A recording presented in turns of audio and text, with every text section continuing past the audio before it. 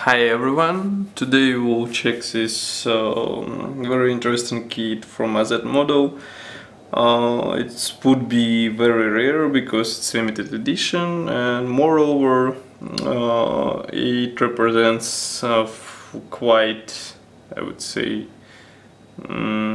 interesting version of the Spitfire. It's Mk.IX UTI, so-called UT, which means it was Russian-Soviet trainer aircraft. This model is designed in 1/72 scale, and as usual inside you would find just a bunch of plastic parts and of course it says here injected canopy and decal for 4 versions. On the top of the box we have this mentioning that it's silver series from AZmodels, which means it's limited edition. Also we have this nice drawing of the aircraft. On the side some safety information, also some information about the model, and here are included marking options. What's interesting here, because only this one is so-called, let's say, what if camo, it's even written here, and all other are let's say thought to be real. And why I'm saying so, because I was speaking with the owner of AZmodel and he showed me several photos which would be published in an article. So I recommend to read articles so that you would be sure that there were present those markings on this version of this aircraft. So nevertheless, let's open the box. It's traditional side opening box, and inside we find traditional bag which carries assembly manual, plastic parts, decals, and the canopy. So let's open it. Okay. So first, let's take everything out and check them one by one. Okay, first we have an assembly manual. As usual, it's done in color version, so we have inside quite understandable instructions on how to assemble. Now we have even the painted areas which would guide us which parts has to be painted and where. And what else?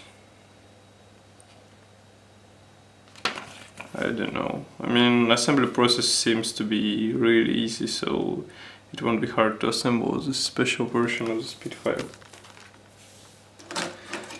Spitfire parts such as wing, propeller, and for example tail wings, they're similar to the let's say standard version of the Spitfire. As you can see, for example, bottom part of the wing features the recessed panel lines. Of course, there is no separate flaps or separate ailerons, everything is molded all together with bottom part. And what else? I think this is pretty much all for this sprue. This, by the way, obviously is a cockpit part, this is one seat, and there should be more on another sprue. What's interesting about this set, because there is there are 2 sprues with fuselage parts. Nevertheless, we would be using only one, of course. This one, as you see, contains only single seat version, so that one would be left for your spare parts. Here top wing parts, several options for the wheels, cockpit parts, and that's pretty much all. I mean, as usual, inside cockpit has a really interesting detalization for the 72nd scale kit, so it should look good after proper assembly. Here we have another parts. Those are, let's say, proper fuselage options. As you can see, there are 2-seater ones. They're both featuring recessed panel lines and some riveting. On the wing roots, cockpit parts, some extra seat, And on the inside there are cockpit detailing, pretty much the same as on the single seat version.